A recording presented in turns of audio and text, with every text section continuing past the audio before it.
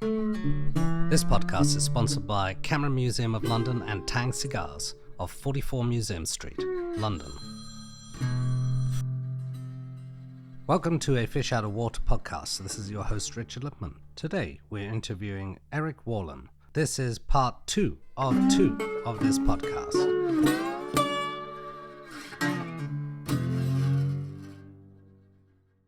I'm wondering whether you could kindly, with the instrument, talk us through pitch correction. That's a very important point. Is there any way you can demonstrate that whilst talking about it with your instrument?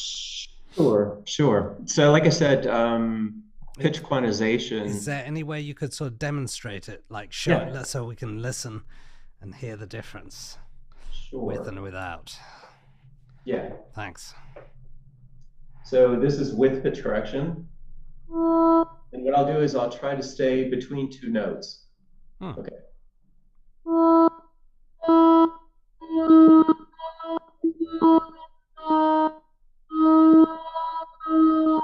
Here it kind of pulling one way. Maybe at this point we might want to put original sound for musicians. Yes. Okay. Yes. Okay. Thank you. So I'm trying to stay between two notes. Yes.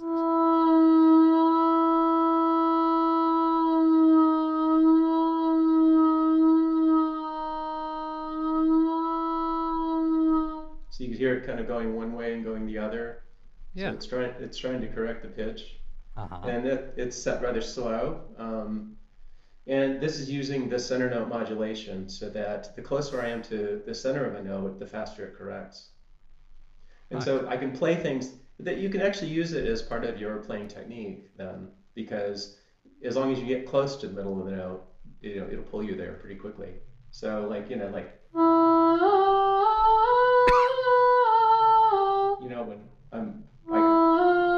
when I change notes quickly, it pulls me to the center of the note pretty quickly. So I can play kind of sloppy, and the pitch correction is correcting. In other words, the pitch correction is making it easy for you to change notes. Yes, yeah.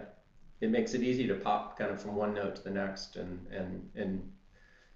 not have the dexterity that would normally be required, particularly with a very tight pitch field. You see people doing these microscopic movements with their fingers when they're playing theremin. It's quite difficult. So those microscopic movements are notes that they're playing precisely. Yeah, and they're often using certain fingering techniques, like moving like individual little knuckles and things like that to I've seen that. Yeah. Some people play just open-handed, or that's kind of I just play very floppy and relaxed. But everybody that I've talked to seems to go through an evolution of technique. They try this, they try that, and they finally settle on some kind of hybrid of whatever.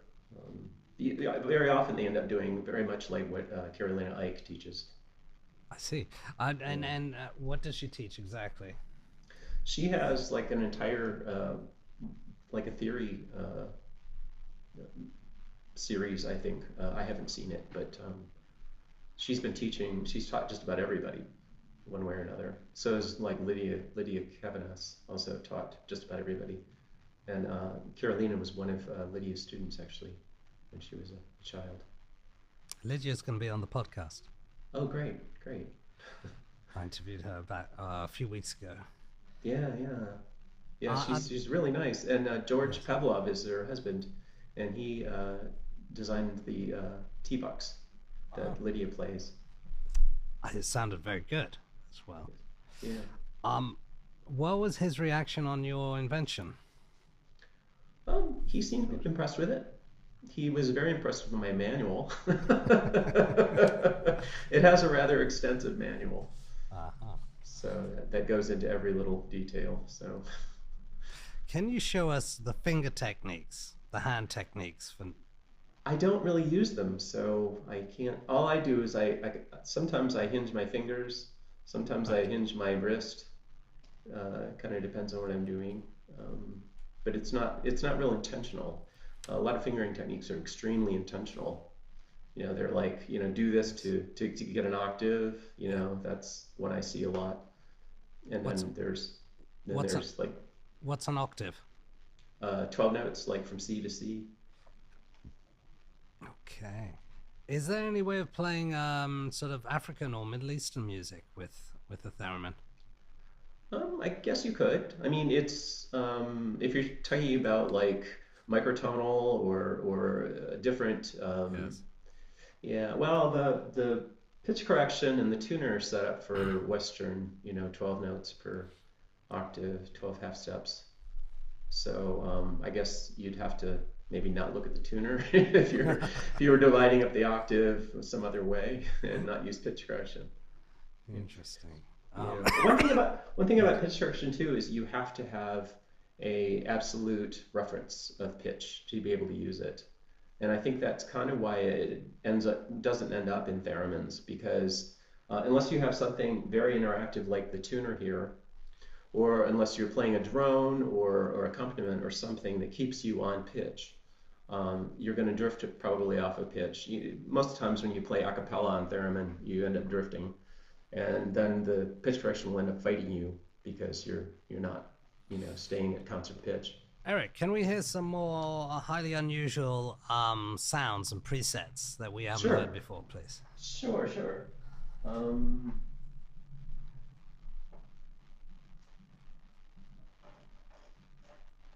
This is a female hum, and this is the last of the humans that I'll do. So. Okay, don't hit it.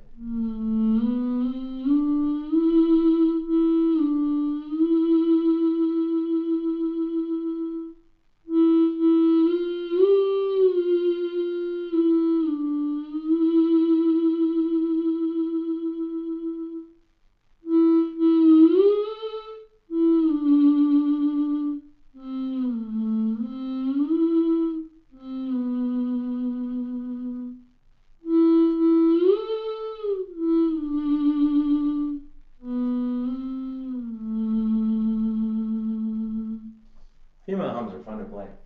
Interesting. So here's one you'll probably recognize.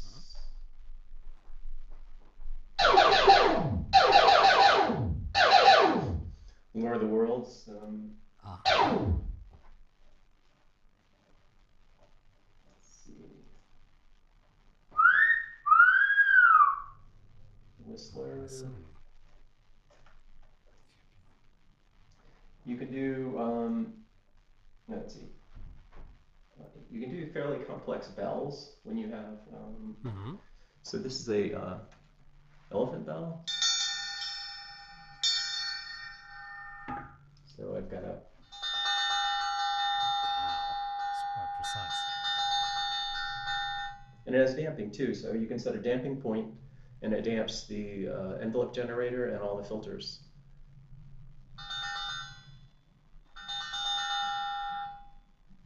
That's incredible. Did you record the instruments in order to get that sound? Well, I record them, and then I analyze their spectra and their envelopes and things like that, so that I can set the resonant filters in the D-Lev. So it's rather an involved process coming up with a preset very often. Percussive things are easy, like this is a wine glass.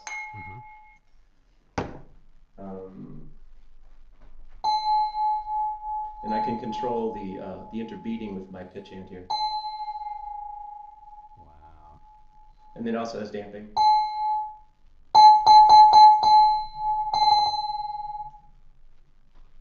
That's impressive.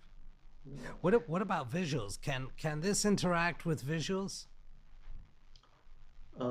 Like Jean-Michel Jarre's Fire, right? So a note will represent a different visual, on a stage.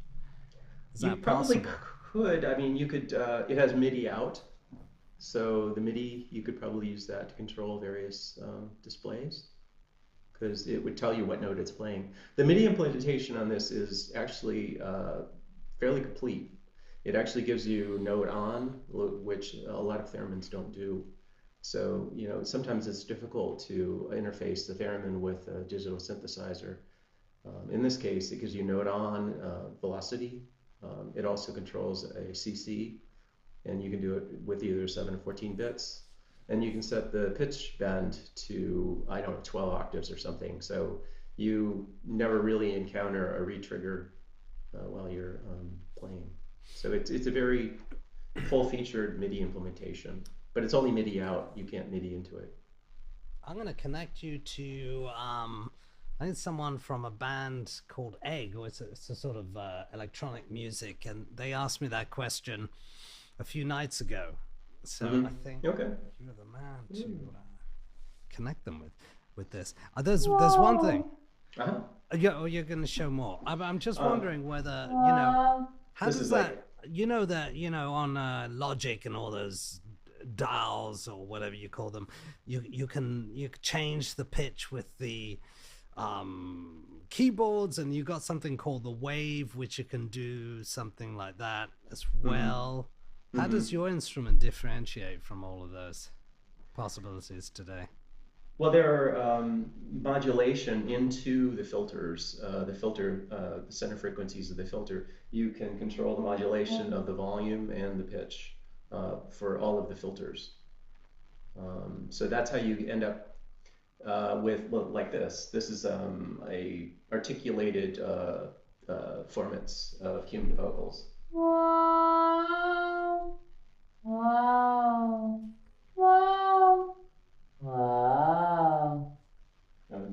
Oh my God, I'm speaking to E.T. here. Here's one that somebody else designed, and people like it. So that's rather extreme modulation of the.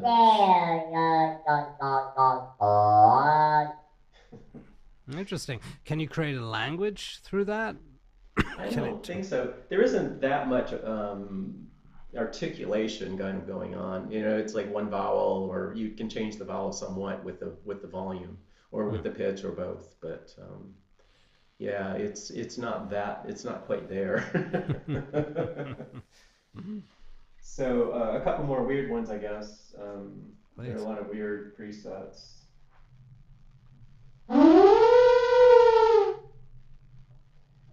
An elephant, supposedly. Here's sheep, many barnyard animals in here.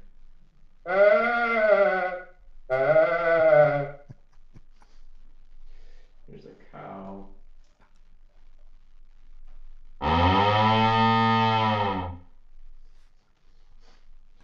Don't ask me why. Animals, humans, electronic, sci-fi effects. Here's a train.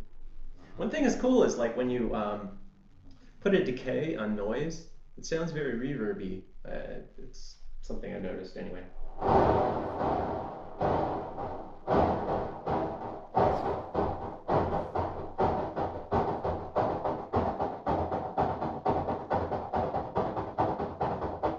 And you've got to do that's nice. You got to do the train whistle.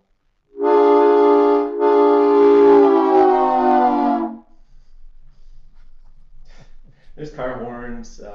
Somebody sent me a foghorn that they really wanted.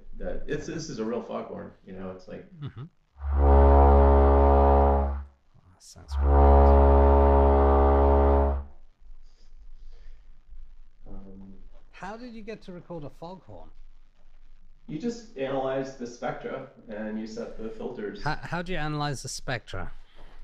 I use various software to do that. Audacity has a spectral kind of view, and also I can't remember the name of the other piece of software, but it's pretty nice. You pull in a sample, and it'll kind of show where the resonances are. When you're doing humans, you have to have a sample that it's like you have to cover like a lot of range with your vocal cords to kind of see where the resonances are. And then the resonances actually change kind of depending on the note you're singing, so it's all rather complex. Violins are tough too. You really need a sliding kind of finger sliding up a string while they're playing it to kind of capture where the resonance peaks are. So did you have to hire a classical musician to record them playing on all the notes or the? No, there's actually I can't remember the university, but they have sound samples, high quality sound Yeah, samples Vienna. online. I think there's a Vienna symphony orchestra VSTs or something like that out It's there. a this is a college, and Oh, this is they another have one. like an anechoic chamber, and they actually put like microphones all over the place in like a sphere for some of the more exotic sampling. I don't use anything nearly that complex, but they were good for like horns, violins. I think I got my this is a triangle.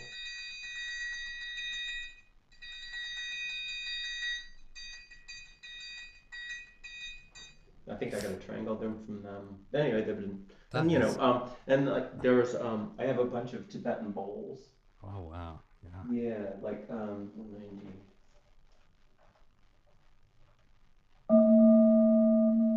And like you Okay. can kind of Sounds rub the great. bowl, Right. and so the closer you get to it, the more you're kind of like rubbing the outside, and then of course damping. You control the interbeating with the pitch hand. So I've got a million of those because they're and there was this bowl company, and they posted like all these samples of these bowls that you can buy. So really high quality samples, you can sit there and analyze them and come up with a. Once you've analyzed it, then what happens?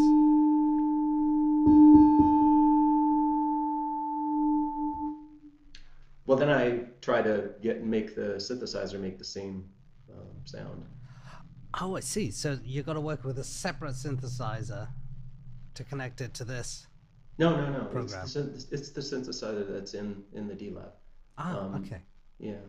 So, I look and I go, oh, there's a resonance, at 1,000 hertz and 1,200 hertz and something. So I use the knobs here to set the resonance points, and then, and I have a spreadsheet too that helps me with things that are more percussive.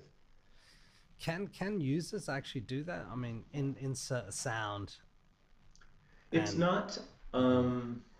it's not that complex of a synthesizer. I mean, are you familiar with like the Haken Continuum? I may have heard it. I don't know much It's about a it. Yeah, it's like a neoprene kind of linear thing that you play with your fingers, and it has, you can move in one axis to do the modulation, and Right. then the pitch is this way. So it has very similar pitch correction Hmm. that the D-Lev has. But anyway, the synthesizer in there is the Egan matrix. And that's like a kitchen sink. It's like every synthesis method that you can imagine is like dumped into that thing. It's just amazing. And then it has a huge modulation matrix that you can manipulate. So Can, that's like that'd be like a lot to come up to speed on. This is a very, very simple yeah. When you synthesizer. talk about modulation, what's modulation for the It's average like listener? it's like when you're moving your volume hand around, you can actually use that level inside the synthesizer to adjust parameters, and you can use the volume to control the harmonic content, the level of harmonic content. So like when you sing, or just most acoustic sound sources get brighter the louder they are, so that so you probably want to dial up some of the volume modulation to on the oscillator to make it brighter when you're playing it louder. Just kind of makes it sound more natural. I mean, Wow. everything does it. Human vocals do it. Trumpets do it. Trumpets get kind of blary when you play them loud. Violins get harsher, the louder you play them. So it's just a harmonic content modulation. Have you ever gotten a call from Korg? With regards to licensing your instrument? No, no, I haven't gotten any inquiries like that. It's the beauty part of the theremin is it's such a niche. It's such a niche that in the music industry itself, it's kind of weird that it's not bigger than it actually is for the influence that it has. You can get to know world class musicians, and they're just it's not this entire thing that's completely away from everybody, and on high it's very approachable because it's not that huge, and the Right. theremin community is really small. So Now, how small is small? I don't know. I mean, in terms of numbers? well, I mean, how many household names are there with theremin players among theremin Hmm. players? I think Maybe 20. You know that. I mean, 20, you know, 20 out of 25,000 or something like that.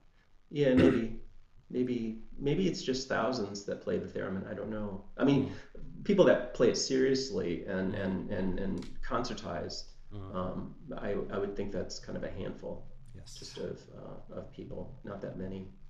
So it's that. So the beauty of the theremin it, world is that it's small and there's no money to be made really. I mean, it kind of keeps the big guys out and it lets people sort of dabble and like I'm doing here without a lot of competition. Not that I'm afraid of competition or anything. I think it's wonderful when there's more options, but it keeps also keep it in a bad way too. You know, it does keep the big guys out, and then you know Mm. the instrument can kind of stagnate technologically. So one thing I'm trying to do is kind of pull the theremin into the 21st century and deal with the fields and maybe make it easier to play because it's you know like I said notoriously difficult to play an analog theremin. What of the future? Well, I would like to have people think about plates rather than rods because rods make more sense in an analog and they make less sense in a digital. I think they're 100%. softer targets for your hands. You know, when I'm watching the tuner, I can't really pay super close attention to where my hands are. So to have a softer target for both of my hands, I think that's a good thing. I think an interactive tuner is it's absolutely integral to making it easier to play, giving you some kind of reference to what pitch you're playing. I think pitch correction really helps a lot too. Mm. And I think shaping the volume field and relaxing the pitch field are very crucial to making it a much easier to play instrument. But you know, you're up Mm. against Right. it's trying to change an instrument like fundamentally you're really up against a lot of analog expectation. You know, Mm. everybody's learned on an analog, so you know how on earth do you kind of introduce kind of fundamental changes? But you know it's gotten a pretty good response. I mean you can set it up like an analog, and most I see. people do. They set it up for a tight pitch field and I Can, use a can, can you reverse show volume us? field. Can you show us that Well, I don't know if there's analog? really much to look. Well, one thing I that they mean, do, hear one it thing so that we can hear it. sure. Yeah. There are also what I call profiles, system profiles, 6 of them. Hmm. So if you live with 5 other people and they all play theremin, you can set it up the way you like it, and then you Oh, can that's quite just clever. bring it Right. back, recall your setup. So so most people play. Let me see. Let me okay. Most people play. You know, analogs are set up this way to play louder the farther you get away from the volume antenna. And to me, that just felt like really weird and kind of was one more reason that I had found difficulty kind of getting into the theremin. Because I play it so that the closer is louder. I mean, like, if the pitch goes up when your hand goes near the pitch antenna, why isn't the volume going up when your hand gets near the volume antenna? It's because of the physics of the field and what they're trying to do with the volume field. They're trying to get like a very fast transition. They're trying to let you do attacks and things like that by putting your hand in a loop and pulling it out.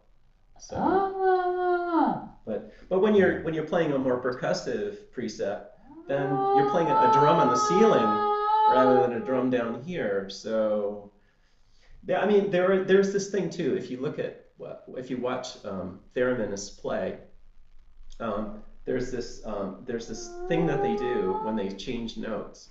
It's like they stab down and then they kind of release slowly. They stab down and they release slowly, and that kind of helps them shape and it gives it kind of an operatic singer kind of envelope. So that's a little harder to do when you reverse the volume field, when you make it closer is louder. But that's about the only thing I can think of. Because like if I leave this alone, you know, you leave any theremin alone and it makes noise. So you see people constantly babysitting the volume antenna. It's Yeah. a dangerous thing I think to have on stage that an Yeah. instrument that's going to make noise when you leave it alone. You know, Mm. But if you Well, you reverse the volume, if you you can press the mute button, right? You can. There is. You can. Yeah, yeah. There's a mute on this, so and you can have a mute foot switch if you want, or that sort of thing. So, Tell so me, I it's. mean, you tried the Moog Etherwave. How Mhm. do you find the authenticity of the Moog Etherwave to the original instrument? I've never played like an RCA. If you mean like the original Theremins, Yeah, I mean the Theremin. Lev Theremin's instrument. RCA was a kind of copy of his, but not quite Right. Yeah. I mean, perfect. he had his own stuff, but he licensed uh, his design to RCA. Right. So those are out there. I've never played one. I've never played a theremin, an RCA theremin, so I'm not really sure. What? I have played Hmm, like the Bob Moog stuff. I've right. like The Etherwave. The Right. Etherwave Pro, the Melodia a little bit. Um, so Clarinets. I'm sorry, Clarinets. the Clarivox. Clarivox. Sorry, Yeah. Clarivox. Are there Uh, differences between the sound and what you can do with each one? Yeah, I mean, with analogs, you're kind of stuck with a certain kind of timbre or variations. Um, so, like the ether wave, I'm not a real fan of its timbres that you can get out of it. I've kind of heard this from other people too. Not to, rag on the instrument or anything. It's a well-made theremin. There are thousands of them out there, and Hmm. Uh-huh. it's a good design. Bob knew what he was doing. You really have to, I think, play it somewhat to be able to design these things. Yeah. And I've, become all right on it. Here and there, But just having what to. about the Clarivox? How does that change in terms of the sound and what you can do with it when the Well, pro version? the Clarivox, which is it was like a limited edition sort of thing, and they're not making it anymore. In Mm. fact, the Moog Corporation is kind of gone, sort of. And, it was snatched up by a conglomerate that kind of collects, um, you know. So they've stopped making Etherwave, which they actually updated the Etherwave. I worked on one about a year ago, and so the inside was much more modern. It had a coupling control that was kind of nice. The price was double, but it was pretty much the same old instrument in terms of the circuitry. But even that's Mm. gone. So I Right. think your only option now, I think, from Moog Music is the Theremin. Yeah. So And the pro version of the Etherwave. Moog. Um, The Pro I played a little bit, and that was Bob's last design, and it has a lot going for it. I think the ergonomics of it I'm not real happy with. It's got that rod kind of that comes out, and the controls kind of face your belly rather than or up where you can kind of see them. So I have a lot of ergonomic kind of I see. I see. ideas. What about the Clarivox? Is that a bit easier to play? It's I don't know. It's much like the Pro, I guess. It has the arm and the pitch rod. Mm. Um, there are It's kind of plagued with everybody I talk to that owns one. It seems like maybe 80% of the people are having some kind of issue with it. So Why? it's What? I, What it issue? software issues. Oh, God. The librarian's gone for Windows. You can't get that anymore. And there are certain things that you have to be like the MIDI. I think you have to turn that on in the software Oh, using the really? librarian, and that's kind of gone. Oh, well, what if you use a Mac? Yeah, I think the editor's still around for the Mac. Oh, so it So could be gone in 10 years if the software doesn't work with it or doesn't well, I connect. mean, you'll still be able to play it, I guess, but maybe you won't be able to turn on the MIDI. Well, there are MIDI codes and stuff, so I guess somebody could come up with an editor that's open source or something like that if they knew, all the locations inside of it that you would access for a CC via CC or whatever. And yours, how future proof is yours? Well, the entire thing is open source, even including the 3D printed sources. The manual is open source. The librarian is open source, and it's written in the Go language, which is very good for cross-compiling. So the librarian will run on Windows, Mac M1, 2, 3, Raspberry Pi, Linux. It's kind of a bare bones console application, which I think a lot of people aren't real up on. They don't bring up the console all the time, Right. but that's one way to kind of keep it simple and cross-platform. You were talking about the volume and moving up and down. Is that switchable? Yes. Okay, so it's fully flexible. Can you Yeah, do yeah. that with the Theremin? I don't know. You might be able to when you do the calibration. Now that's another thing with the calibration. Is yours, does it calibrate automatically, or do you need to sort of feel it in when you're in front of the Well, the instrument? auto calibration is just standing at it and pressing a button and waiting like a second or two. Oh, that's Um, fantastic. but I mean, there's more to setting up the fields. You Is have it? to set them up kind of to begin with for the auto calibration to bring you back to that point. So there's sensitivity, obviously, like, is this an octave or is this only four half steps or what is this, right? And then there's also the knob thing that you normally have on a theremin, which is the far field. Is it expanded or contracted in relation to the near field? So you have that knob that it's the knob that's on all theremins. So that's on the D-Lev. And then the D-Lev also has a where is the note located in the pitch field. So you can move the entire field around, Any you know. chance of just switching off the original sound for musicians, just so we Okay, cut yes. out, yeah, the noise. So Yeah, sorry. So fantastic. sorry. So sorry. Don't worry. Yeah, so you've got like three basic controls for each Much field. better. Yeah. Yeah. What is the price of one of these, or is it depend on the year of manufacturing? The raw materials that go into it are, I guess, down to about $200 now. And That's not bad, right? so the kits I've been selling for 500 plus postage, and that covers waste, promo units, that sort of thing, tooling. So, but it's just a kit. I mean, it's fully functional. You can pull it out of the box and start playing it, but you've got to make your own pretty enclosure for it. You got to make an enclosure for it. Are there enclosures that come with it, or that could be that you recommend? No, nobody's really making enclosures. Mm.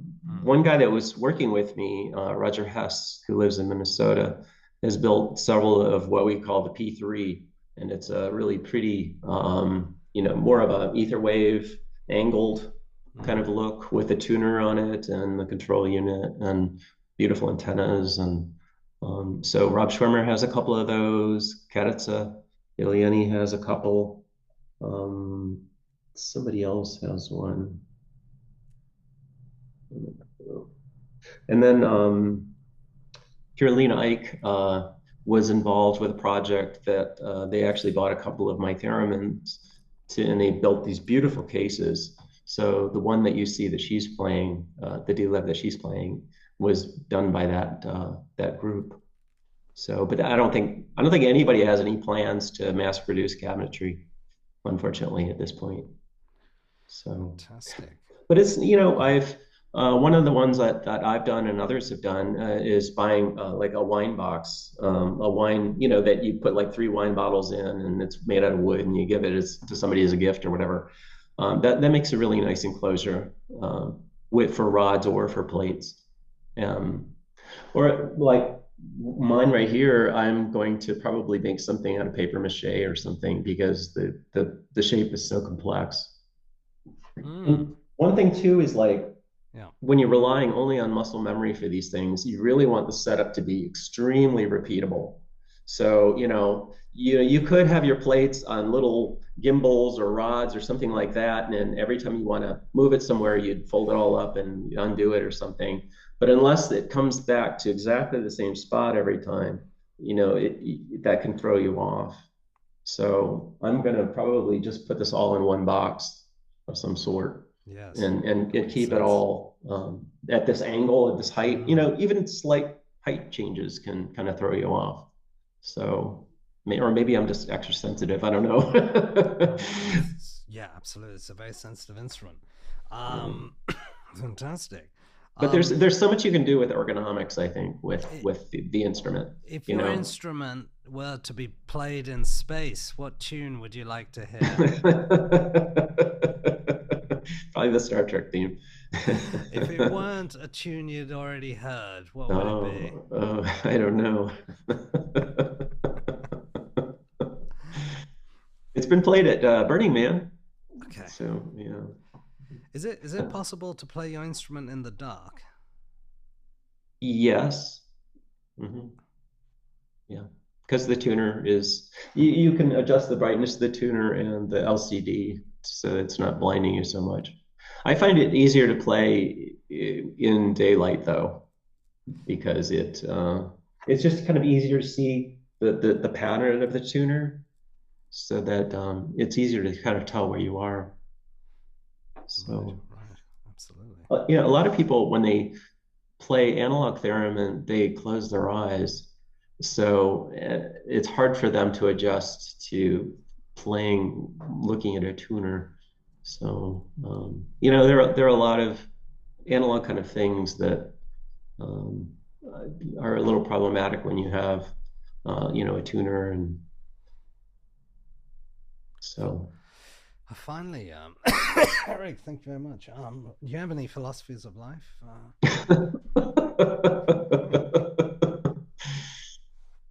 Well, I don't know. Be kind. Okay. Thank you very much. It's been a pleasure. All right. Thank you, Richard. This podcast is sponsored by Camera Museum of London and Tang Cigars of 44 Museum Street, London. Thank you for listening to a Fish Out of Water podcast. This is your host, Richard Lipman. Should you have any questions, comments, or suggestions, please get in touch.